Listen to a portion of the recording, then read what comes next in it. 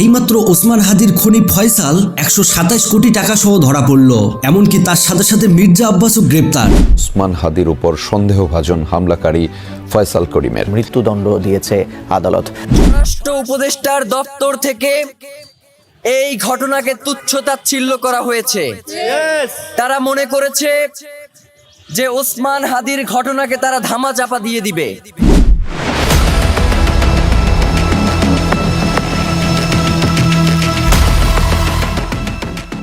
টাকার পাহাড়, সীমান্ত পেরিয়ে গোপন বৈঠক আর পর্দার আড়ালে থাকা ক্ষমতাধরদের এক ভয়ঙ্কর ছক। স্বরাষ্ট্র উপদেষ্টা কালকে অফিসে আসবে, অফিসে এসে পদত্যাগপত্র এখানে লিখে আনবে, আমাদের সামনে সই করে দেবে। অবশেষে পাওয়া গেল ওসমান হাদি হত্যাকাণ্ডের মূল অভিযুক্ত শুটার দাউদ করিম ফয়সালের লোকেশন। 127 কোটি টাকা দিয়ে যে ওসমান হাদিকে দুনিয়া থেকে বিদায় করা হয়েছে, এইটা এবার সবার সামনে ফাঁস।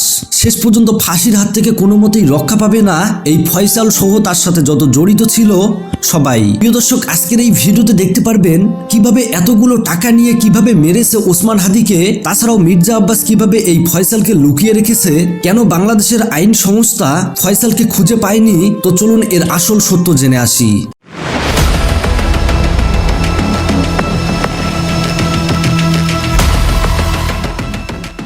টাকার পাহাড়, সীমান্ত পেরিয়ে গোপন বৈঠক আর পর্দার আড়ালে থাকা ক্ষমতাধরদের এক ভয়ঙ্কর ছক।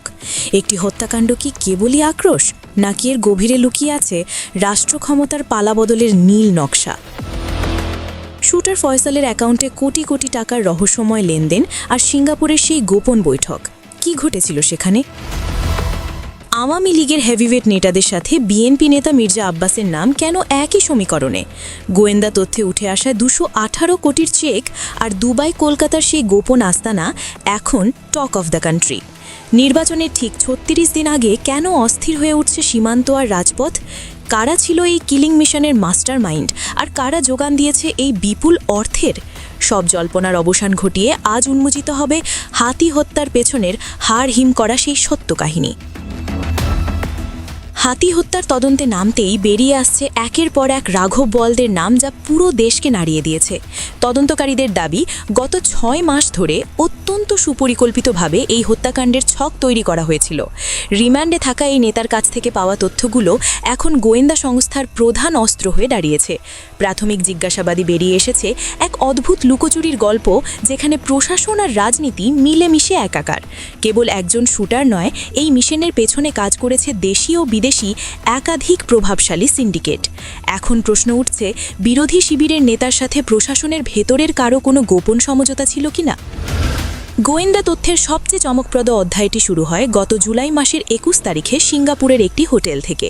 শুটার ফয়সাল সিঙ্গাপুর গিয়ে মালয়েশিয়া সীমান্তের কাছে 4 জন প্রভাবশালী নেতার সাথে রুদ্ধদ্বার বৈঠক করে।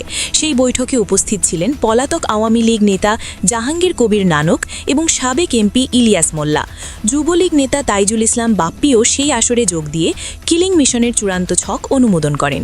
তদন্তকারীরা বলছেন, 5 দিন ধরে চলা এই বৈঠকে হত্যার পরবর্তী পালানোর পথও নিশ্চিত করা হয়েছিল। 26 জুলাই ফয়সাল দেশে ফেরার পরপরই তার পারিবারিক ব্যাংক অ্যাকাউন্টে জমা হয় বিপুল অঙ্কের টাকা। রাজনৈতিক বৈরিতা ভুলে কোন স্বার্থে এই নেতারা এক বিন্দুতে মিলিত হয়েছিলেন, তা এখন বড় প্রশ্ন। শুটার ফয়সাল দেশে ফেরার মাত্র কয়েকদিনের মাথায় তার সন্তানের নামে 55 লক্ষ টাকার ফিক্সড ডিপোজিট করা হয়। তদন্তকারী দল রাজধানীর বিভিন্ন ব্যাংক ঘুরে ফয়সালের সাথে সংশ্লিষ্ট মোট 38টি রহস্যময় চেকের সন্ধান পায়। এই চেকগুলোর মোট আর্থিক মূল্য প্রায় 218 কোটি 79 লক্ষ টাকা, যা দেখে খোদ ব্যাংক কর্মকর্তারাও স্তম্ভিত। সবচেয়ে বড় অঙ্কের 90 কোটি টাকার একটি চেক পাওয়া গেছে প্রাইম ব্যাংকের একটি বিশেষ শাখা থেকে। এছাড়া প্রিমিয়ার ব্যাংকের গুলশান শাখায় 35 কোটির 10টি চেকের তথ্য গোয়েন্দাদের হাতে এসেছে। এত বিপুল পরিমাণ অর্থ একজন সাধারণ শুটারের কাছে কিভাবে পৌঁছলো, তার উৎস খুঁজছে মানি লন্ডারিং ইউনিট। ব্যাংক ম্যানেজাররা ক্যামেরার সামনে কথা বলতে রাজি না হওয়ায় রহস্যের ডালপালা আরও ঘনীভূত হচ্ছে। অনুসন্ধানী টিম যখন চেক প্রদানকারী প্রতিষ্ঠানগুলোর ঠিকানায় পৌঁছায়, তখন বেরিয়ে আসে আরও বড় জালিয়াতি। রেনেসা ইন্টারন্যাশনাল এবং ড্রিম ইনফিনিটির মতো প্রতিষ্ঠানগুলো থেকে ফয়সালকে 172 কোটি টাকা দেওয়া হয়েছে। বাড়িধারা ডিওএইচএস এলাকায় ড্রিম ইনফিনিটির ঠিকানায় গিয়ে দেখা যায় সেখানে এমন কোনো অফিসেরই অস্তিত্ব নেই। বোনানির ম্যাম ইম্প্যাক্স নামের আরেকটি প্রতিষ্ঠান 50 কোটি টাকা দিলেও তাদের অফিসটিও ছিল সম্পূর্ণ ভুয়া। ইন্দিরা রোডের চিশতি টেক্স নামের একটি কোম্পানি 4 বছর আগেই তাদের ব্যবসা গুটিয়ে এলাকা ছেড়েছে। অর্থাৎ অত্যন্ত চতুরতার সাথে কাগজি বা শেল কোম্পানি ব্যবহার করে এই হত্যার অর্থের যোগান দেওয়া হয়েছে।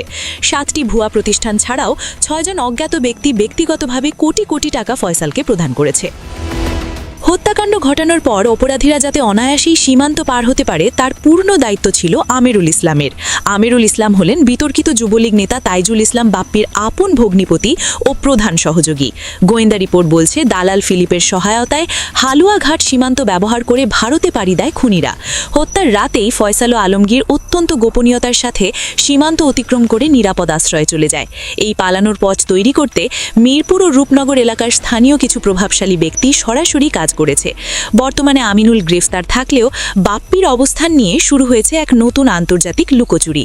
সীমান্তবর্তী এলাকায় কারা তাদের সহযোগিতা করেছিল তার একটি তালিকা এখন আইনশৃঙ্খলা বাহিনীর টেবিলে।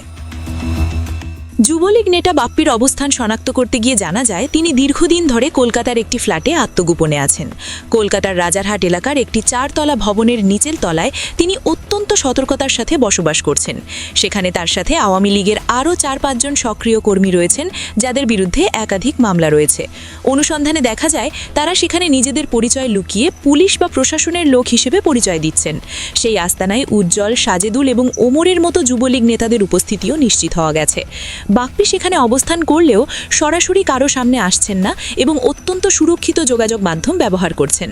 ভারতীয় কর্তৃপক্ষের কাছে তথ্য থাকলেও তারা আনুষ্ঠানিকভাবে এই অপরাধীদের উপস্থিতির কথা স্বীকার করেননি। হত্যাকাণ্ডের পরদিন র্যাব জর্দারিরা শুটার ফয়সালের বোনের বাসার পাশের একটি পরিত্যক্ত স্থানে অভিযান চালায়। সিসিটিভি ফুটেজে দেখা গেছে ফয়সাল তার মাকে নিয়ে সেখানে কিছু একটা হুন্নে হয়ে খুঁজছিলেন। সেই স্থান থেকে র্যাব বেশ কিছু তাজা গুলি উদ্ধার করে, যা হত্যায় ব্যবহৃত গুলির সাথে হুবহু মিলে যায়। ওই বাসা থেকেই উদ্ধার করা হয় কোটি কোটি টাকার সেই রহস্যময় ব্যাংক চেক ও বিভিন্ন দলিলাদি। এই আলামতগুলো প্রমাণ করে যে হত্যাকাণ্ডটি কোনো তাৎক্ষণিক ঘটনা ছিল না, বরং এটি ছিল পেশাদার কাজ। গুলি ও চেকের এই সমন্বয় প্রমাণ করে যে খুনিদের পেছনে ছিল বিশাল এক আর্থিক ও অস্ত্রধারী শক্তির মদদ। ফয়সালের বোনকেও এখন জিজ্ঞাসাবাদের আওতায় আনার প্রক্রিয়া শুরু করেছে বিশেষ তদন্ত দল। মিরপুর ও রূপনগর এলাকায় বাপ্পি ছিলেন সাবেক এমপি ইলিয়াস মোল্লার অত্যন্ত ঘনিষ্ঠ ও বিশ্বস্ত সহচর। তারই নির্দেশে ওই এলাকায় যুবলীগের সকল গোপন অপারেশন ও টেন্ডারবাজি নিয়ন্ত্রিত হতো বলে অভিযোগ রয়েছে। এলাকাবাসীর মতে বাপ্পির রাজনৈতিক কার্যালয়টি এখন অন্য গ্রুপের দখলে থাকলেও তার আতঙ্ক এখনও কাটেনি। তার ছোট ভাই নিশ্চিত করেছেন যে বাপ্পি সর্বশেষ দুবাইয়ে ছিলেন এবং বর্তমানে তিনি ধরাছোঁয়ার বাইরে। আওয়ামী দুঃশাসনের সময় বাপ্পি এলাকায় যে ত্রাসের রাজত্ব কায়েম করেছিল তারই অংশ ছিল এই হত্যাকাণ্ড। তদন্তকারীরা মনে করছেন বাপ্পি গ্রেফতার হলে এই হত্যার পেছনের আসল মোটিভ পানির মতো পরিষ্কার হয়ে যাবে। তাকে দেশে ফেরানোর জন্য ইন্টারপোলের সাহায্য নেওয়ার কথা ভাবছে অন্তর্বর্তীকালীন সরকার।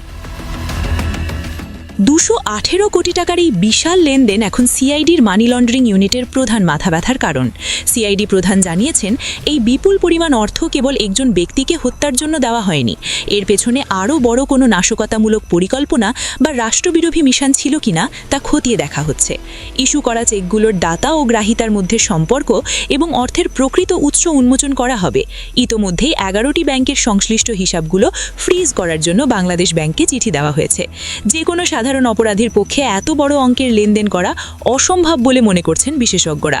এই অর্থের সাথে বিদেশের কোনো গোপন লবির সংযোগ আছে কিনা সেটিও এখন তদন্তের মূল বিষয়। হাতি হত্যা মামলাটি এখন কেবল একটি সাধারণ অপরাধ নয়, এটি এখন রাজনৈতিক দাবার গুটি। মির্জা আব্বাসের তথ্যভাস আর আওয়ামী লীগ নেতাদের সম্পৃক্ততা দেশের রাজনীতিতে নতুন মেরুকরণ তৈরি করেছে। 218 কোটি টাকার এই রহস্যময় লেনদেনের শেষ কোথায় এবং কারা এর প্রকৃত সুবিধাভোগী তা সময়ই বলে দেবে। শুটার ফয়সাল থেকে শুরু করে বাপ্পি কিংবা মির্জা আব্বাস, আইনের হাত সবার দিকেই প্রসারিত হচ্ছে। অপেক্ষা এখন সত্যের পূর্ণাঙ্গ প্রকাশের এবং খুনিদের দৃষ্টান্তমূলক শাস্তির মাধ্যমে ন্যায় বিচার প্রতিষ্ঠার জন্য। আগামী নির্বাচনকে সামনে রেখে এই তদন্তের ফলাফল জনমত গঠনে বড় ভূমিকা রাখবে বলে মনে করা হচ্ছে। বাংলার মাটি থেকে সন্ত্রাসীদের চিরতরে নির্মূল করার এই লড়াই এখন চূড়া। ইনকিলাব মঞ্চের মুখপাত্র শরীফ ওসমান হাদি হত্যাকাণ্ডের অন্যতম মাস্টারমাইন্ড হিসেবে নাম আসা তাইজুল ইসলাম চৌধুরী ওরফে বাপ্পি কোথায় পালিয়ে আছেন তিনি? একজন সাবেক কাউন্সিলর কেনই বা এই খুনের পরিকল্পনায় জড়িত? তার উপরে কি অন্য কেউ এই হত্যার হুকুমদাতা বা পরিকল্পনাকারী আছেন? অনুসন্ধান চালিয়ে এমন সব প্রশ্নের উত্তর খুঁজেছে চ্যানেল 24। বিস্তারিত কাজী ফয়সালের রিপোর্টে সহযোগিতায় ছিলেন কলকাতা প্রতিনিধি শুভজিৎ পুত্তণ্ড। কলকাতার রাজারহাটের ওয়েস্ট বেড়াবেড়ি মেঠোপাড়া এলাকা। ঝনঝনগলির 4তলা ভবনের 2য় তলায় A3 ফ্ল্যাট। 6 জানুয়ারি রাতেও এই ফ্ল্যাটে ছিলেন ঢাকা উত্তর সিটির 6 নং ওয়ার্ডের সাবেক কাউন্সিলর তাইজুল ইসলাম চৌধুরী ওরফে বাপ্পি।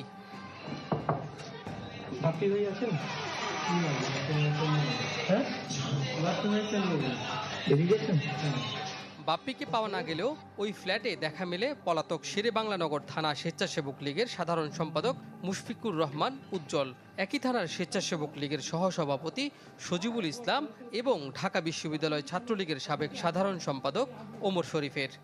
আপনার নাম জানা হলো না, শুরুতে ওই ক্যামেরা করেছে। হ্যাঁ, আপনি কোন কোথায় কটা মামলা খেয়েছে? আমি 9টা মামলা খেয়েছি। আমার নামে 9টা মামলা। এই দুটো সবচেয়ে ডেয়ারিং মামলা হচ্ছে আপনার রাষ্ট্রদূতের গাড়ির উপর হামলা যে মামলাটা। আর হাদির মামলা দেয়নি তো? না, হাদির মামলা একা দাদাই খেয়েছে। বাপ্পি যে এখানে ছিলেন তা নিশ্চিত করেন পলাতক এই নেতারাও। স্থানীয়রা জানান, প্রায় 1 বছরের বেশি সময় ধরে কলকাতার এই এলাকায় পুলিশ পরিচয়ে বাপ্পি ও আওয়ামী লীগের কয়েকজন আত্মগোপনে থাকেন। একাধিক সূত্র চ্যানেল 24-কে নিশ্চিত করেছে কলকাতার পুলিশের হাতে আটক হয়েছেন তাইজুল ইসলাম চৌধুরী বাপ্পি। যদিও নারায়ণপুর থানা পুলিশ এ বিষয়ে কোনো বক্তব্য দিতে রাজি হয়নি। 5 আগস্টের পর থেকে পলাতক তাইজুল ইসলাম চৌধুরী বাপ্পি। রূপনগরে কাউন্সিলর কার্যালয়ের কর্মকর্তারা জানান, সবশেষ 24-এর 3 আগস্ট এখানে এসেছিলেন তিনি। ডিজাইন, এলিগেন্স, বিউটি, সেরা পণ্য সবার জন্য জেভিকো। হাদি হত্যাকাণ্ডের অন্যতম মাস্টারমাইন্ড হিসেবে নাম আসে তাইজুল ইসলাম চৌধুরী বাপ্পি, যিনি ঢাকা উত্তর সিটি কর্পোরেশনের 6 নম্বর ওয়ার্ডের সাবেক কাউন্সিলর, এবং তার কার্যক্রম কিন্তু এখান থেকে পরিচালিত হতো। আমরা যতটুকু জেনেছি এটি তার পৈতৃক সম্পত্তি এবং ঢাকা উত্তর সিটি কর্পোরেশন তার থেকে ভাড়া নিয়েই কিন্তু এই কার্যক্রমটি পরিচালনা করছে। এখনও চলছে এখানে কার্যক্রম, এবং এই ভবনের ভাড়া তুলছেন কিন্তু বাপ্পি চৌধুরীর ভাই সোলাইমান চৌধুরী। রূপনগরের মিল্ক ভিটার রোডে চৌধুরী বিলায় গেলে দেখা হয় বাপ্পির মায়ের সাথে, যদিও তিনি দাবি করেন ছেলে এমন অপরাধে জড়িত নন। মানুষ তো অনেক কিছুই বলে, মানুষ মোবাইলে ছাপাইয়া দেয়, ই করে দেয়, আসলে বাস্তবতা কেউ হাতায় না। আমি এটা বিশ্বাস করি না যে আমার ছেলে এর লোকে জড়িত। তাজুল ইসলাম চৌধুরী বাপ্পি, ফিলিপস খান, মুফতি মাহমুদ সহ মোট 17 জনের বিরুদ্ধে হাদি হত্যা মামলার চার্জশিটে বাপ্পিকে হত্যার নির্দেশদাতা হিসেবে উল্লেখ করেছে ডিবি পুলিশ, যদিও এ নিয়ে রয়েছে মিশ্র প্রতিক্রিয়া। সে মূলত 6 নম্বর ওয়ার্ডের কাউন্সিলর ছিল, তার নিয়ন্ত্রণ ছিল পুরো পল্লবী রূপনগর জুড়ে। অনিয়ম, দুর্নীতি, স্বেচ্ছাচারিতা, তারপরে জবরদখল, বাড়ি দখল, খুন, রাহাজানি, বিভিন্ন কিছু ইলিয়াস মোল্লার ছত্রছায়ায় সে কাজগুলো করছে। আমরা এটা প্রত্যাশা করি যাতে ওসমান হাদির ন্যায় বিচারটুকু হয়। স্থানীয়দের দাবি, হাদি হত্যার ঘটনায় জড়িত শুটার ফয়সাল করিম মাসুদ ও তার সহযোগী আলমগীর সহ সবাইকে দ্রুত গ্রেপ্তারে কার্যকর উদ্যোগ নেবে রাষ্ট্র। প্রিয় দর্শক, এতক্ষণ থেকে পুরো ভিডিওটি দেখার জন্য আপনাদেরকে অসংখ্য ধন্যবাদ। পুরো ভিডিওতে দেখতেই পেলেন ফয়সাল এখনো দেশেই লুকিয়ে আছে। একটা দেশ ছেড়ে পালিয়ে যাওয়া এত সোজা না। তাছাড়া ফয়সালের পাসপোর্ট নাকি ক্লোজ করে দেওয়া হয়েছে। হাদিকে মারার আগে তার ব্যাংক থেকে কোটি কোটি টাকা লেনদেন করা হয়েছে। এটাই প্রমাণিত যে হাদিকে মারার জন্য কোটি কোটি টাকা নেয় এই ফয়সাল। তবে ফয়সাল বাংলাদেশে লুকিয়ে থেকে গোটা বাংলাদেশের আইন সংস্থাকে ধোঁকা দিচ্ছে বলা চলে। কেউ তাকে ট্র্যাক করতে পারতেছে না। প্রিয় দর্শক, পুরো ঘটনা নিয়ে আপনাদের মতামত জানাবেন। আল্লাহ হাফেজ।